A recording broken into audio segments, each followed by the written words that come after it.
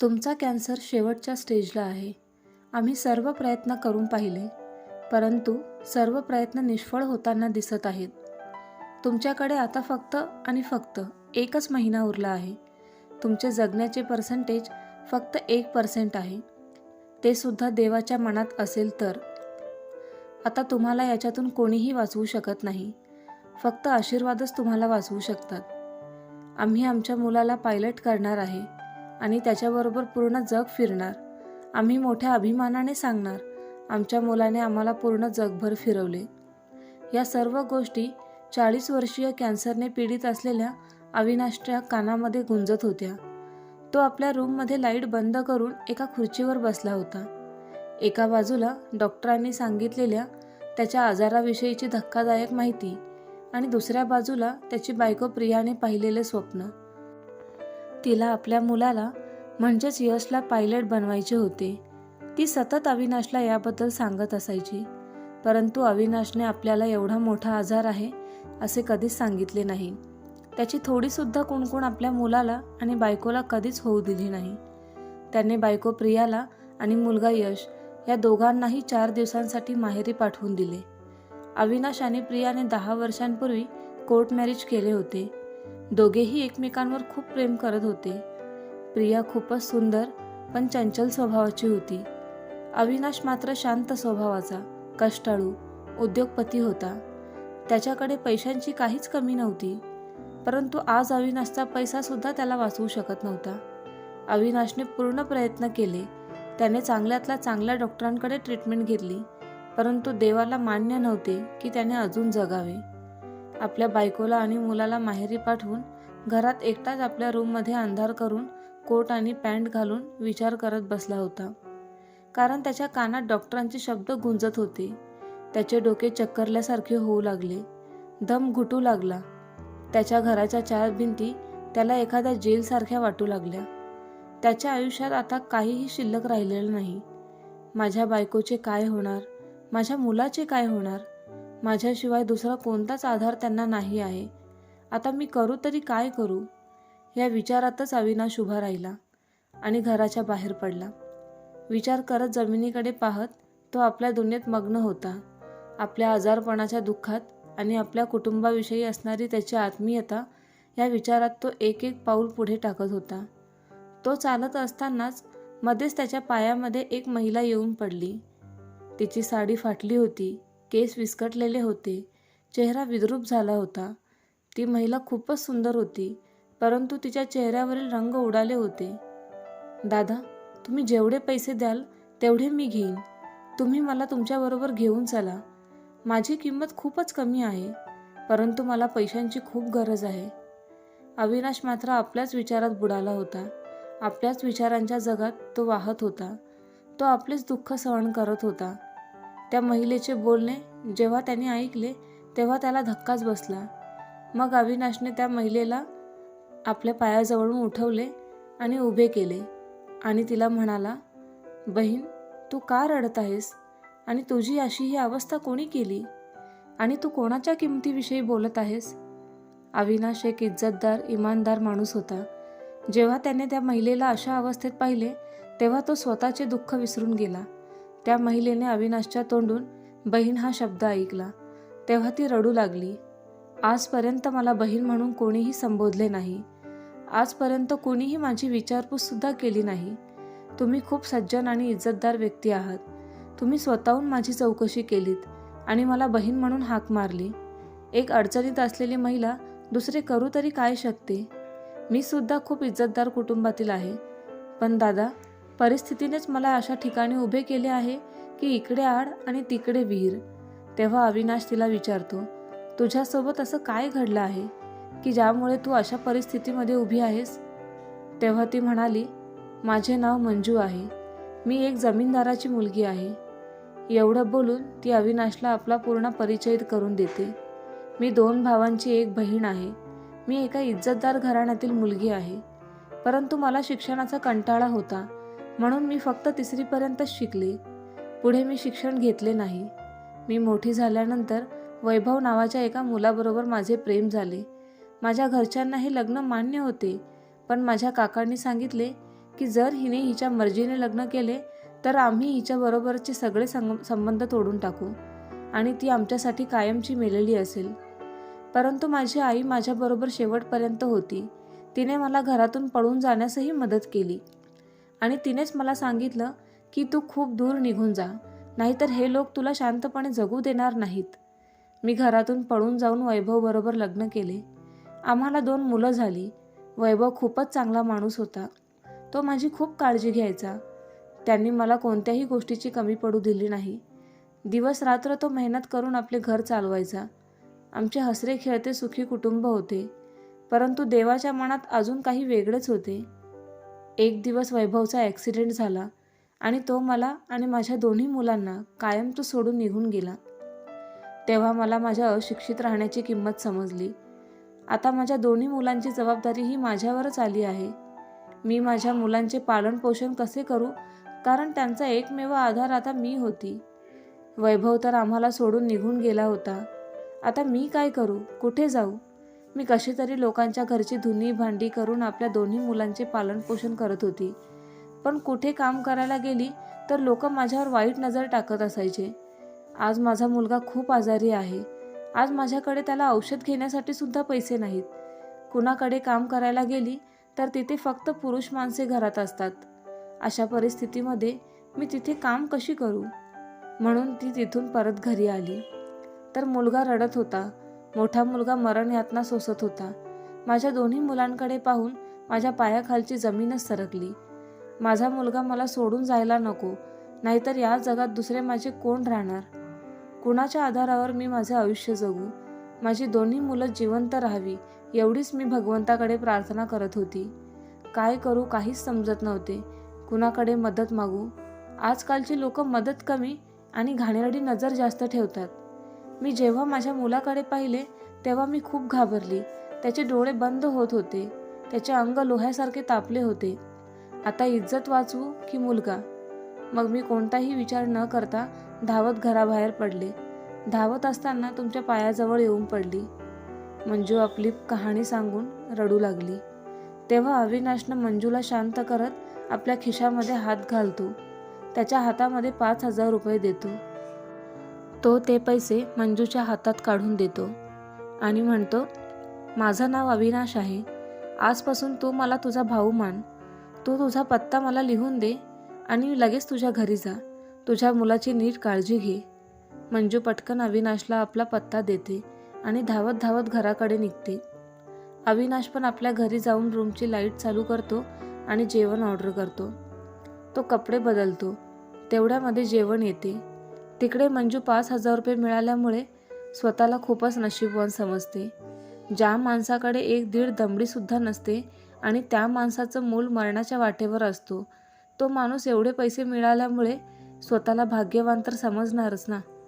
मंजू धापा टाकतच आपल्या घरी पोहोचते आणि पटकन आपल्या दोन्ही मुलांना घेऊन हॉस्पिटलकडे धावत जाते. हॉस्पिटलमध्ये पोहोचताच मंजू मुलाला डॉक्टरकडे दाखवते. डॉक्टर मुलाला तपासतात आणि म्हणतात, आणायला 10 मिनिट जरी उशीर झाला असता तर तुमचा मुलगा आज या जगात राहिला नसता. मंजू हे ऐकून खूप रडायला लागते. त्यानंतर ती डॉक्टरांनी लिहून दिलेली औषधं मेडिकलमधून घेते. त्याचबरोबर घरी येता येता जेवणासाठी सुद्धा पार्सल जेवण घेऊन येते. घरी आल्यानंतर मंजू खूप रडते आणि म्हणते, अविनाश दादा देव माणूस आहेत. खरंच देवासारखा आलात आणि माझ्या मुलाला वाचवलंत. त्यांचं भलं हो. मी त्यांच्यासाठी सध्या काही करू शकत नाही, पण एक गोष्ट नक्कीच करू शकते. ती म्हणजे देवाकडे त्यांच्यासाठी प्रार्थना करेल की ते नेहमी सुखी राहो. अविनाश दादासाठी माझ्या प्रत्येक श्वासातून देवाकडे हीच विनवणी असेल की त्यांना उदंड आयुष्य लाभो. इकडे अविनाश सकाळी उठतो, आपली कामे आवरतो आणि तयार होऊन आपल्या ऑफिसमध्ये निघून जातो. दुसऱ्या दिवशी अविनाशची बायको प्रिया आणि मुलगा यश घरी येतात. संध्याकाळी अविनाश ऑफिसमधून घरी येतो तेव्हा प्रिया अविनाशला म्हणते, तुम्ही सुद्धा बरोबर आला असता तर चांगलेच झाले असते. 2-3 दिवसांचा ब्रेक तर मिळाला असता. तेव्हा अविनाश म्हणतो, मला कामच एवढी आहेत की टाईमच मिळत नाही. तुम्ही लोक जाऊन आलात हे खूप चांगले केलेत. प्रिया अविनाशच्या डोळ्यात पाहते आणि म्हणते, काय झालं अविनाश? तुम्ही कोणत्या तरी विचारात दिसत आहात. रात्री नीट झोप नाही झाली का? अविनाश म्हणतो. अगं प्रिया, रात्री तर मी आरामात झोपलो आणि स्वप्नामध्ये तुला आलेली पाहिली आणि खरंच तू आलीस सुद्धा. प्रिया स्मित हास्य करते आणि आपल्या कामाला लागते. असेच दिवस निघून जात असतात. प्रत्येक रात्री अविनाश हाच विचार करतो की उद्याची सकाळ मी पाहीन की नाही मला माहीत नाही. सकाळ होते तेव्हा तो स्वतःला सुखरूप पाहतो. अविनाश प्रत्येक महिन्याला मंजूला पैसे पाठवत होता. त्या पैशातून मंजूचा खर्च चालत होता आणि त्याच पैशांचा वापर करून मंजूची मुलेसुद्धा शिकू लागली होती. असेच दिवस निघून जात होते. मंजूची मुलेसुद्धा आता मोठी होत होती. यशला सुद्धा पायलटचे प्रशिक्षण घेण्यासाठी बाहेर पाठवण्यात आले होते. आता अविनाश आणि प्रिया यश पायलट बनण्याची वाट पाहत होते. एक दिवस तोच यश पायलट बनून घरी आला तेव्हा प्रिया आणि अविनाशला खूपच आनंद झाला. त्यांचा आनंद गगनात मावेनासा झाला होता. प्रियाचे स्वप्न साकार झाले होते. यशने प्रिया आणि अविनाशला जगाची सफर करून आणली होती. त्यांना पैशांची तर काही कमी नव्हतीच. अविनाशकडे तर खूप पैसे होते आणि आता यशसुद्धा पायलट बनला होता. अविनाशला आज मरण येईल, उद्या येईल असे करता करता 20 वर्षे झाले होते. त्याचा कॅन्सर शेवटच्या स्टेजवर होता. अविनाश तर या जगाचा निरोप घेणार होता, परंतु अविनाश आपली पत्नी आणि मुलाबरोबर जगभराचा प्रवास करत मजा करत होता. अविनाश रोज सकाळी स्वतःला पाहायचा आणि स्वतःला जिवंत पाहून तो विचार करायचा, काय चमत्कार आहे, भगवंताचे काय देणे आहे, असे कसे घडत आहे, मी रोज जिवंत आहे. त्याच्या डोक्यात हेच विचार चालू असतात. त्याला तर हा एक चमत्कारच वाटत असतो. ज्या आजाराने तो 20 वर्षे अगोदरच मरणार होता त्याच आजारामध्ये तो 20 वर्ष जगला होता आणि सर्व कामे तो पहिल्यासारखीच करत होता. असे का घडत होते या प्रश्नाचे उत्तर त्याच्याकडे नव्हते. पण एका गोष्टीची तो भगवंताकडे आभार मानायचा, कारण त्याच्या या आजाराविषयी त्यांनी आपल्या बायकोला काहीही सांगितले नव्हते किंवा तिला काहीही समजले नव्हते. कारण प्रियाला जर ही गोष्ट समजली असती तर अविनाशच्या अगोदरच प्रियाचेच काही बरे वाईट झाले असते. कारण अविनाशच्या बाबतीत ती खूपच संवेदनशील होती. प्रियाबरोबर राहून तिच्याबरोबर आपले आयुष्य जगत असताना प्रेमाने अविनाशने प्रियाबरोबर 20 वर्षे काढली होती. प्रिया अविनाशवर खूपच प्रेम करत होती, परंतु अविनाशने आपल्या आजाराविषयी अगोदरच प्रियाला सांगितले असते तर तिला हा धक्का सहनच झाला नसता आणि अविनाशच्या अगोदरच ती हे जग सोडून गेली असती. म्हणूनच अविनाश राहून राहून भगवंताचे आभार मानत होता. भगवंताच्या कृपेनेच आज मी आजारी असताना सुद्धा 20 वर्षे जगलो होतो. आता यशचे शिक्षण पूर्ण होऊन तो चांगला नोकरीला लागला होता, त्यामुळे तो आपल्या आईची जबाबदारी सांभाळू शकत होता. आता मला मरण आले तरी काहीही चिंता नाही. यश प्रियाचा आधार आहे. प्रिया आणि अविनाश आपल्या जीवनात खूपच खुश होते. खुशीचे दिवस जात होते, पण एक दिवस अचानक अविनाशच्या छातीत दुखू लागले आणि तो प्रिया आणि यशला कायमचे सोडून गेला. अविनाशने वयाच्या 60व्या वर्षी या जगाचा निरोप घेतला होता. तो आपल्या दुसऱ्या जगात निघून गेला होता.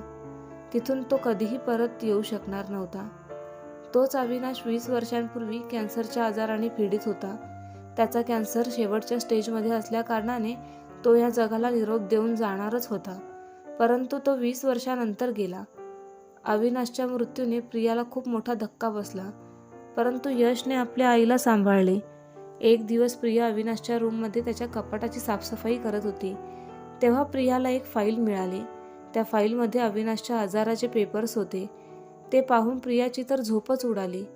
ती चक्करल्यासारखे होऊ लागले. तेव्हा प्रिया आपले डोके पकडून रडू लागते. तेव्हा यश आपल्या आईजवळ येतो आणि तो सुद्धा पेपर पाहतो आणि आपल्या आईला म्हणतो, बाबा कधीच त्यांच्या या कपाटाला आपल्याला हात लावू देत नव्हते. कधी मी चुकून त्यांचा हा कपाट उघडण्याचा प्रयत्न केला तर ते माझ्यावर रागवत असत.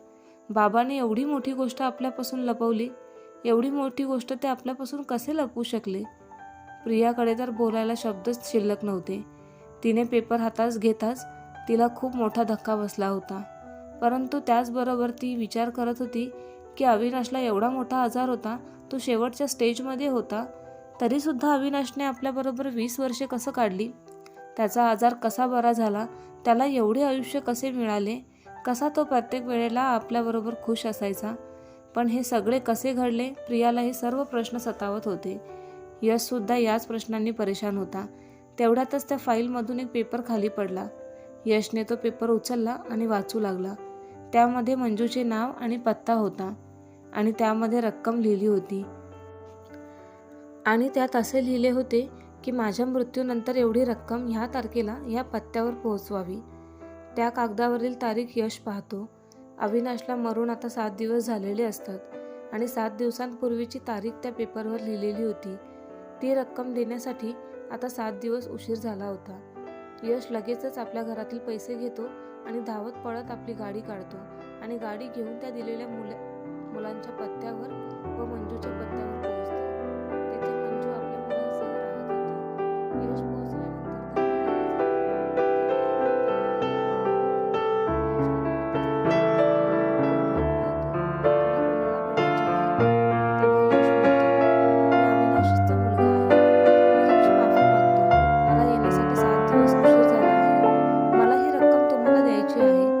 समोर जी वृद्ध महिला होती ती मंजूच होती. आता ती वृद्ध झाली होती. मंजूने जेव्हा अविनाशच्या मुलाला पाहिले तेव्हा ती खूपच खुश झाली.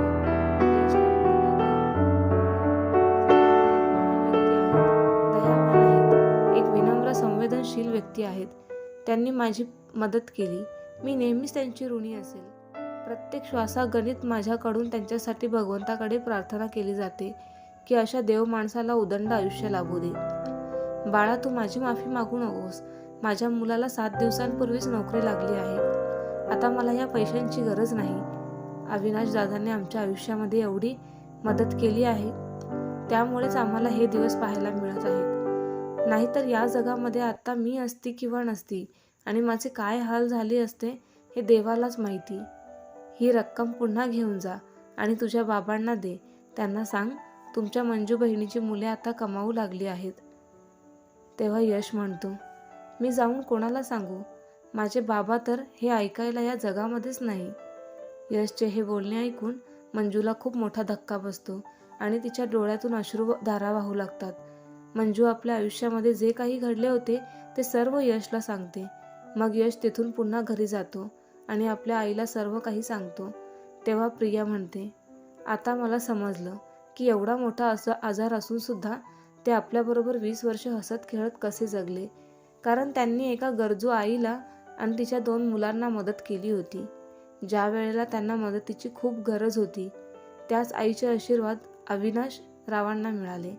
म्हणूनच एवढा मोठा आजार असून सुद्धा त्याच्यावर त्यांनी मात करून ते 20 वर्ष आपल्याबरोबर आनंदाने जगले. प्रियाच्या डोळ्यातून आता अश्रुधारा वाहू लागल्या. त्यातच ती आपल्या मुलाला सांगते, माझा नवरा आणि तुझे बाबा खूप महान व्यक्ती आहेत. त्यांना कोणाचेही दुःख पाहवत नव्हते. जाता जाता सुद्धा ते मदत करूनच गेले.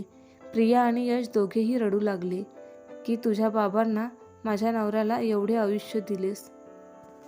जर एखाद्या व्यक्तीचे आशीर्वाद कोणाबरोबर असतील तर ते मोठ्यातला मोठा आजार, त्यापासून होणारा त्रास, त्यावर आजारी व्यक्ती नक्कीच मात करते. जसे अविनाशने मंजूला मदत केली आणि त्याचमुळे ते 20 वर्ष जगला. मदत करण्यासाठी पैसाच लागतो असे काहीच गरजेचे नाही. मदत करण्यासाठी साफ नियतसुद्धा चांगली असणे गरजेचे आहे. मित्रांनो, ही गोष्ट जर तुम्हाला आवडली असेल तर व्हिडिओला लाईक करा, शेअर करा आणि तुम्ही जर या चॅनलवर नवीन असाल तर आपल्या या मराठी यूट्यूब चॅनलला सबस्क्राईब करायला अजिबात विसरू नका. धन्यवाद.